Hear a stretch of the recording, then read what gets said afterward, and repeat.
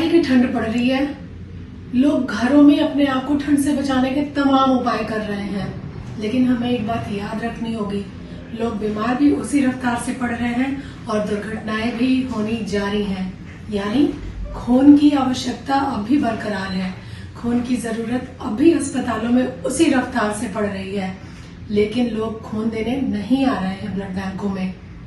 उन्हें लग रहा है कि अगर ठंड में हमने खून दिया तो हमें कहीं कोई परेशानी ना हो जाए, लेकिन ऐसा बिल्कुल नहीं है। खून देने से कोई तकलीफ नहीं होती, कोई बीमारी नहीं होती, बल्कि हमें मानसिक और शारीरिक मजबूती मिलती है। इन चीजों से जुड़ी जानकारी देने के लिए आज हमारे साथ सेंचुरियन ब्लड डोनर रणदीप बत्ता जी हैं, जो अपने कॉलेज के दिनों से रक्तदान करते आ रहे हैं और वे रक्तदान जागरूकता के लिए खास मुहिम भी चला रहे हैं। तो क्या कुछ है उनकी मुहिम और वो कितनी बार खून दे चुके हैं और उन्हें क्या कभी कोई परेशानी हुई या नहीं, इन तमाम सवालों के जवाब हम खुद उनसे जानेंगे। तो आइए हम रणदीप बत्ता जी का स्वागत करते हैं और उनसे जानकारी लेते हैं। स्वागत है सर आपका। थैंक यू जी, शुक्रिया। मैं अमर उजाला का शुक्रिया अदा करना चाहूँगा, क्योंकि पहले भी मुझे कई बार इसी ब्लड डोनेशन के कारण ही कवरेज दी जा चुकी है। तो बड़ा लोगों को एक मैसेज कन्वे होता है कि आपके मीडिया के, आपके न्यूज़पेपर के थ्रू, तो जो हमें भी अच्छा लगता है कि हम कुछ अच्छा कर रहे हैं सोसाइटी के लिए। तो मैं जब, जैसे आपने जिक्र किया सेंचुरी ब्लड डोनर, मैं 110 बार जब ब्लड डोनेशन कर चुका था, तो मेरे मन में कुछ डिफरेंट ख्याल आया कि मैं ये रूटीन नहीं बनाना चाहता कि 110 बार हो गई, फिर 120 बार हो गई, 150 हो गई, लोगों को एक नंबरिंग नहीं करनी, लेकिन कुछ अलग करूं कि कॉर्नर में नजर अलग से आऊं। तो फिर मैंने मिशन एक डिसाइड किया अपने मन में, अपनी वाइफ के साथ, नीलू के साथ बात की, तो उन्होंने इसको कहा बिल्कुल आपको एक अच्छे काम के लिए प्रेरित करती हूँ, तो आपको करना चाहिए। मिशन कश्मीर टू कन्याकुमारी रक्तदान जागरूकता अभियान, जो मैंने अपने खुद मन से चलाया, तो आज बड़े सक्सेसफुली मैं 28 राज्यों में ब्लड डोनेट कर चुका हूँ अपना। तो लोग मेरे साथ जुड़े, बहुत जुड़े, जो मेरे टच में आता था वो डेफिनेटली अगला ब्लड डोनर तैयार होता था।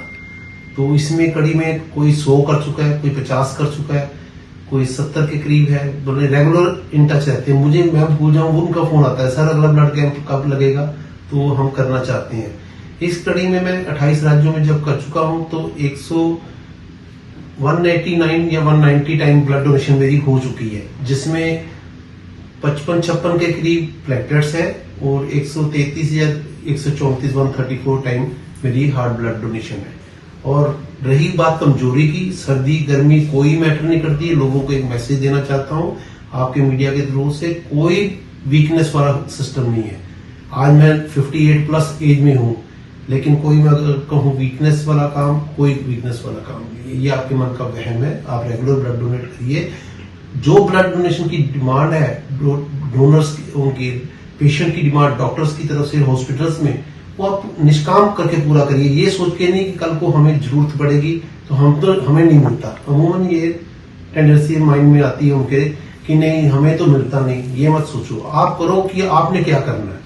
अब रेगुलर हम भी बैठे हैं। हाँ रणदीप जी, आप हमें ये बताइए कि आप कितने साल की उम्र से मतलब रक्तदान करते आ रहे हैं, और कोविड के दौरान भी आपने रक्तदान किया ही होगा। जी, तो उस परिस्थितियों में रक्तदान करने जाना और सारी चीजें, या फिर ठंड में भी ब्लड डोनेशन करते हैं आप, तो कभी नहीं किसी तरह की कोई प्रॉब्लम हुई कि नहीं आपको? नहीं, कोई प्रॉब्लम नहीं है। आपके सामने बिल्कुल फिट एंड फाइन बैठा हूँ।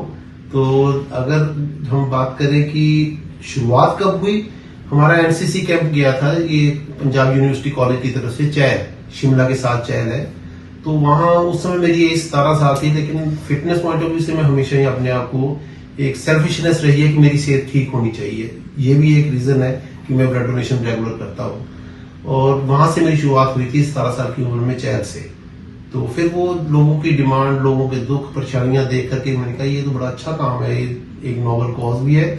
अपनी सेहत तो ठीक रहती है, लेकिन लोगों को भी इसकी हेल्प मिलती है, ब्लेसिंग्स हमें मिलती हैं। जी, ब्लेसिंग कौन नहीं लेना चाहेगा। और रणदीप जी, डॉक्टर हमेशा ये कहते हैं कि ब्लड डोनेट कीजिए, ये हमारे हार्ट को मजबूत रखता है, हमें मानसिक भी प्रसन्नता प्रदान करता है। आप हमें ये बताइए, क्या आपको किसी भी तरह की फिजिकल प्रॉब्लम है? मतलब आप तो ब्लड डोनर है, आपने 190 बार मिला के प्लेटलेट्स और खून दिया हुआ है, तो क्या किसी तरह की फिजिकल प्रॉब्लम, कोई बीमारी या किसी तरह की परेशानी आपको है मौजूदा समय में? नहीं, बिल्कुल भी नहीं। देखो, एक बड़ा सिंपल सा ऑर्डिनरी सा एग्जांपल मैं आपको बताता हूँ। जैसे हम कोई भी गाड़ी यूज करते हैं, चाहे कार यूज करते हैं, चाहे हम स्कूटर यूज करते हैं, चाहे कुछ भी व्हीलर यूज करते हैं, तो जब आप उसको डिस्टर्बेंस देनी शुरू कर देता है तो आप उसकी सर्विस करवाते हो, आप उसका पुराना ऑयल बाहर निकाल करके नया डालते हो, तो वो बड़ी स्मूथ चलती है। The same thing is body with your body.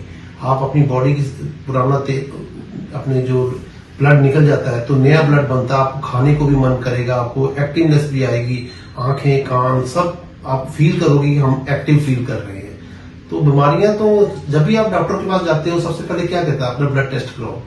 जब आपका ब्लड ही रिवाइव होता जाएगा, पुराना निकल गया नया बन गया, तो काफी बीमारियों का कम हो जाता है। हार्ट का तो मतलब ही नहीं।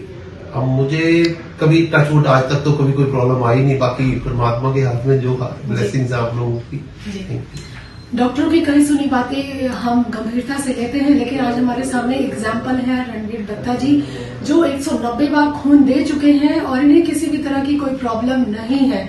डॉक्टर भी कहते हैं कि खून दीजिए, यह हमारे हृदय की रफ्तार को बरकरार रखता है। हमारे शरीर में खून देने के मानक के अनुसार कुछ ही समय बाद नया खून भी बन जाता है, तो क्यों रखना है शरीर में पुराना खून? चलिए रक्तदान करें, मरीजों की जान बचाएं, किसी का जीवन बचाने में अपना अमूल्य योगदान दें, रक्तदान करें।